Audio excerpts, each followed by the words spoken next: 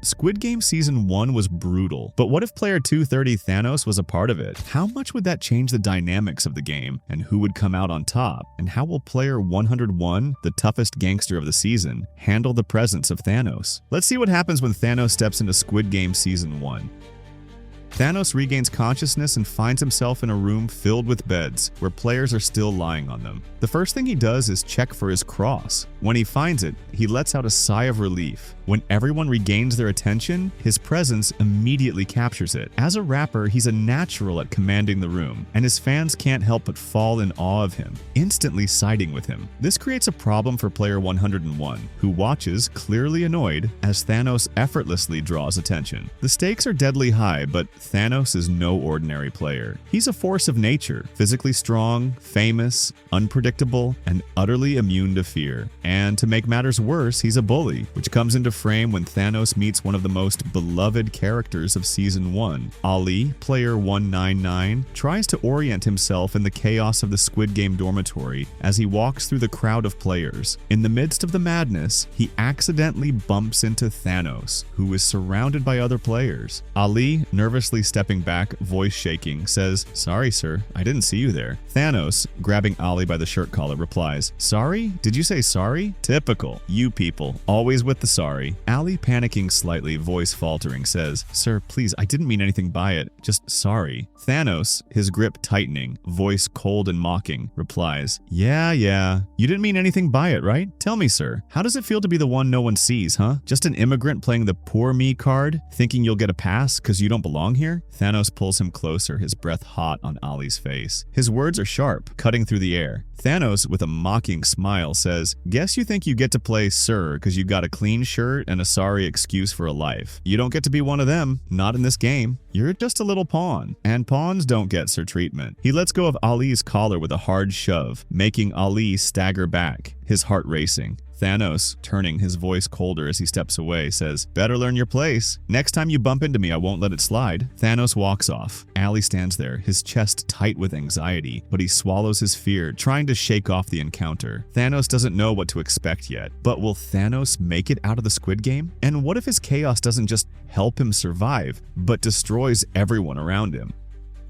As the first game kicks off, Thanos watches, confused and unsure of the rules. The first few players start running toward the finish line, and for a moment, it appears to be a simple game of red light, green light. But then, player 324 stumbles. A single movement, and within seconds, they're shot dead, their body crumpling to the ground in front of everyone. The other players freeze, terrified. Thanos? He's caught off guard, confused, but quickly grasps the reality of the situation. For the first time, Thanos' mind starts ticking. He realizes there's no way out unless he plays the game to the absolute limit, and that means bending the rules. Also during the game, while Gi-hun tripped over a body and almost fell on top of it, just as the doll turned around, Ali Abdul, noticing the danger, quickly grabbed Gi-hun by his jacket and held him still. Ali's quick thinking and strength allowed Gi-hun to survive, preventing him from being spotted by the doll's sensors. Just like the original timeline, this selfless act saved Gi-hun's life, showing Ali's caring nature even in the most dangerous of situations. Seeing the panic spreading, Thanos decides to hold back, and he immediately takes a pill. With each round of green light, Thanos takes a step forward, but only after carefully watching players in front of him. He uses them to cover his tracks, allowing them to take the risks while he stays behind.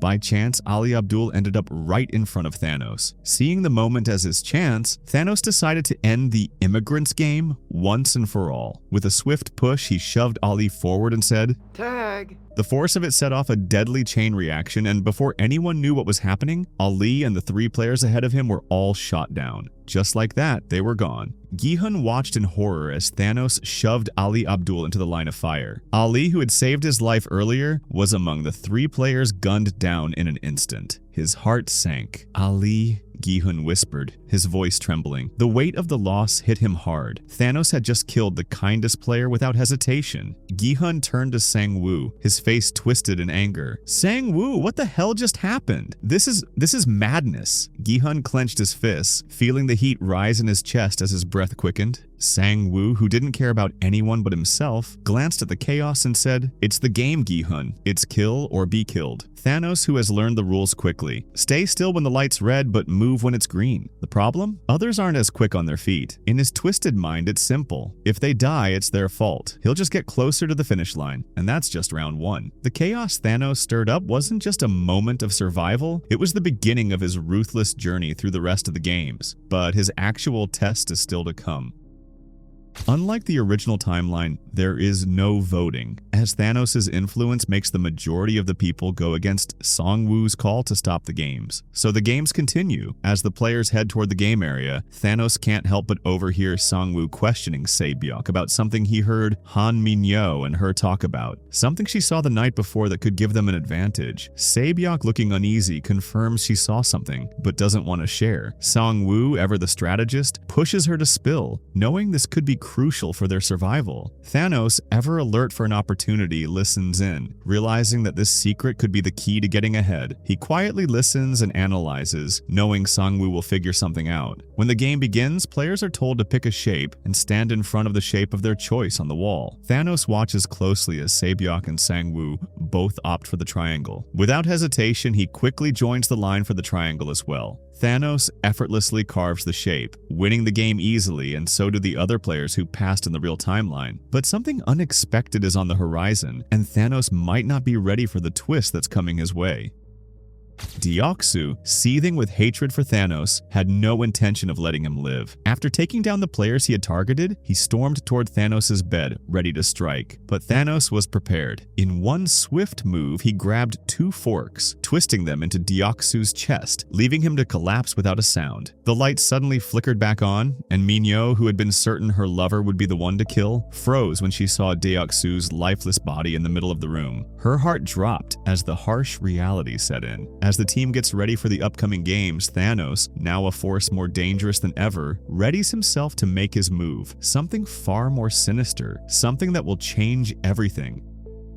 The announcement blared through the speakers. Players, welcome to the 3rd game. For this game, you will play in teams. All players, please divide yourselves into teams of 10 people. Your time limit will be 10 minutes.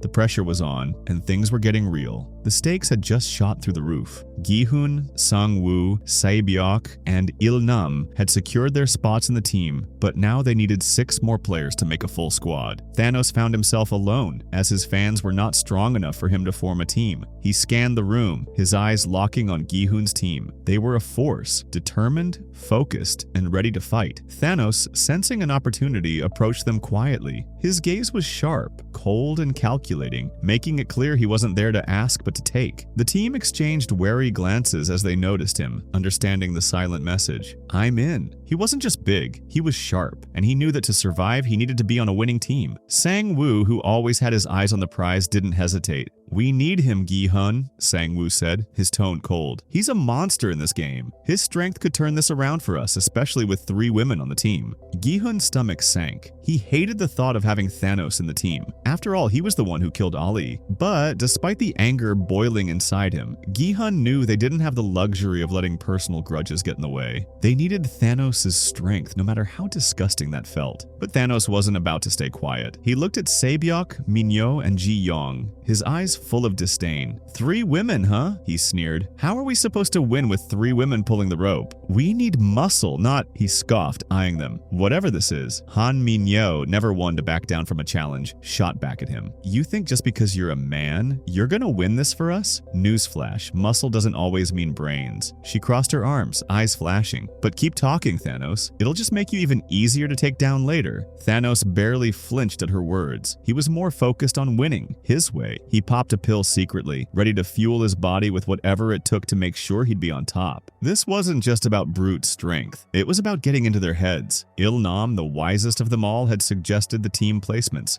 Gi-hun, Thanos, player 062, Se-byuk, Ji-young, Min-yo, Il-nam, 276, 244, and Sang-woo. With Sang-woo as the backbone of the team, they were ready to face anything except for Thanos' ego. As the game started, Thanos didn't waste any time. He grabbed the rope with a grip that made everyone around him nervous. "Let's see if these weaklings can handle me," he muttered under his breath, his muscles bulging as he yanked the rope with all his strength. The game was a mess from the get-go. Every time one of the women pulled, Thanos would grunt loudly, mocking them. He wasn't just pulling the rope, he was taunting them, reminding them they weren't strong enough. Despite Thanos' strength, the women on their team made them vulnerable. Just as defeat loomed, Sang-woo devised a strategy, much like the original timeline, turning the tide in their favor. Then, the final blow came, Thanos' voice booming over the chaos. "We win! It's all me!" His smug grin stretched across his face as he pulled the rope, sending the other team tumbling to their doom. The guillotine sliced the rope,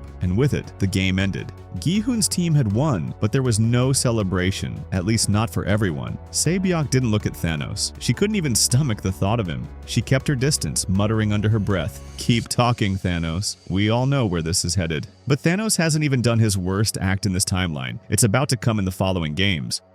Thanos had been watching player 062 for some time, noting how the man seemed hesitant and unsure of himself. He wasn't strong-willed but had a soft, trusting nature, precisely the type of person Thanos could manipulate. He figured that if it came down to strength, player 062 could hold his own, but in a game of wits, Thanos knew he had the advantage. Approaching him with a confident smile, Thanos spoke, "Why don't we team up? We both have a lot to lose. Together we can get through this." Player 062 hesitated, glancing around nervously, unsure of the game ahead. Thanos pressed on, using his charm. "Look, I know what this means for you. Family, survival. I can help you get through this. I've got your back." The words hung in the air and 062 finally nodded, convinced. They shook hands, sealing the deal. The rules of the game were simple. Using your set of 10 marbles, you will play the game of your choice with your partner. A player who manages to take all 10 marbles from their partner wins. As the players processed this, a chilling realization settled over them. This wasn't a team game, not like they had hoped. They were alone, paired with someone who might just be their best friend. Thanos, standing tall and confident, couldn't help but chuckle at the thought. This was precisely what he had been waiting for. If the game was about strength, well, that was his wheelhouse. But if it wasn't, if it came down to strategy, manipulation, or any form of trickery, well, that was his game too. His mind was already running wild with possibilities. He didn't need the marbles, he told himself. He needed to break them first, bend them to his will. And if it came to sheer force, he would crush whoever was unlucky enough to stand against him. Either way, he was coming out on top. The game began. Thanos played his part, pretending it was an even match. "Let's make this interesting," he said with a sly grin, suggesting they play Mancala with the marbles. Thanos let player 062 win a few rounds, gaining his trust. But beneath the surface, Thanos was manipulating every move. He captured 62's marbles into his own when the man wasn't looking. He pretended to lose rounds, offering a comforting smile as 062 celebrated his victory. By the time it was over, Thanos had 20 marbles, all while 062 believed he had made a fair trade. "You did well," Thanos said with a calm tone, "but survival is always the priority." Player 062 stood frozen, realizing too late that the game had already been decided. Meanwhile, Sang-woo, ever the strategist, paired with player 244. He couldn't afford to play fair, not in a game like this. He fed 244 lies, making him believe he was winning, until finally, 244 let go of his marbles in exchange for the illusion of mercy. By the end, Sang-woo had won, by deception, by ruthlessness, by any means necessary. Ji-young and Sae-byeok partnered up, with Ji-young initially ready to give up, but Sae-byeok, quiet and sharp, realized the rules only required them to take their partner's 10 marbles, not all 20. They marked the marbles, J for Ji-young, S for Sae-byeok, and played a slow, deliberate game, trading one marble at a time. As a nearby pair fought, Sae-byeok whispered, "Cover me!" and they sped up, syncing perfectly. By the end, Ji-young's marbles were all marked S, and Sae-byeok's were all marked J. When the guards checked, both showed 10 marbles from the other. The rule hadn't said they needed all 20, only 10 from each. Both passed. Meanwhile, Gi-hoon and Il-nam's game unfolded as it did in the original timeline. But while they walked out victorious in this timeline, Sae-byeok had saved Ji-young, but what about the next game? Would Sae-byeok be able to protect her from the storm that had been gathering ever since the first step into the game? The lineup is set. 16 players stand in their numbered jackets, not knowing the order will soon decide life or death. This is the order of players from first to last that will go in the glass bridge. 096, 308, 021, 453, 151, 407, 014, Youngmin Tai, Han Minyo, Du Jung-soo, Ji Yong, Sang-woo, Thanos, Sae-byok, and last but not least, Gi-hun. From the first step, chaos takes the stage. Player 096 tests the opening glass correct. 308 follows, but her luck runs out. Glass shatters, screams echo. The VIPs lean forward, entertained by the prospect of their own demise. One by one, guesses fail, bodies fall, and the bridge becomes a graveyard in mid-air. And just as in the original timeline, the carnage continues to thin the herd. By the time the dust settles, only 6 remain standing. 017 at the very front, then 240, 218, 230, 067, and 456. The clock shows 23 seconds left. Every breath feels like it might be the last. The lights dim, just like before. 017, the man with glass factory experience, squints at the panels, trying to read them. He taps the pane with Gi-hun's last marble, listening for sound. But it's useless now. He freezes. The timer beeps louder, faster. Pressure fills the air. "We're out of time," Sang-woo mutters, his voice cold, sharp. His eyes lock onto Ji-young right in front of him. "Step up one, we follow." His tone isn't a request. It's a command. Ji-young's eyes widen. She looks back, just for a moment, at Sae-byok. Thanos, standing right behind Sang-woo, leans in like a devil on his shoulder. "Use her," he says flatly, "or we all die here." It sounds brutal, but in that moment, it also sounds logical. Ji-young hesitates, but before she can even move, Sang-woo shoves her forward. The sound is instant. Crack! The glass bursts under Ji-young's weight, her body dropping like a stone. In falling, her shoulder clips 017. Off balance, he stumbles and tries to plant his foot on the other panel. Wrong move. That pane explodes too. 2 lives gone in a heartbeat. The bridge goes silent. Only the timer screams. Now the path is revealed. Only one option remains. Sang-woo doesn't even flinch. He jumps ahead to the safe glass. "Move!" Thanos snaps, following instantly, using Sang-woo's step as his shield. Sae-byok freezes. Her chest tightens, heartbreak ripping her apart. She just lost Ji-young. A flash of their promise plays in her mind. The bunk bed whispers, "You should live." Still, Gi-hun yells, asking her to move forward. Together they dash the final jumps. Time over. The bridge explodes behind them. The bridge was done, but the real cracks had just begun to show. Because what's scarier than falling? Watching the people beside you turn into your next enemy. And no, it's not just Sang-woo.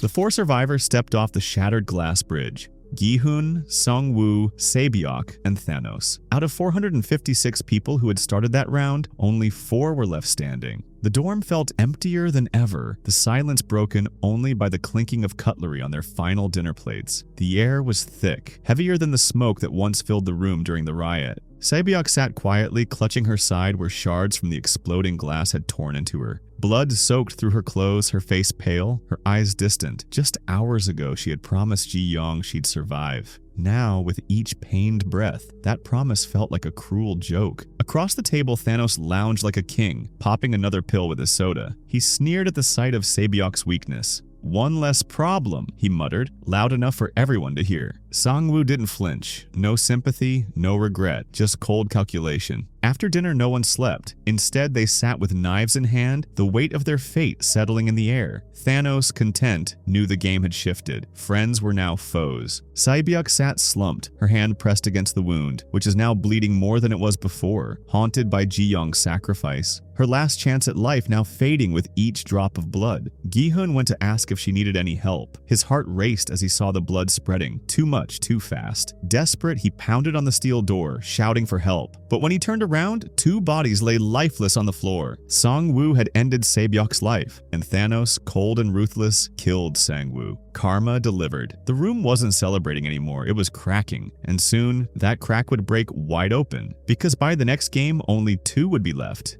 Gi-hun with everything to lose, and Thanos with nothing.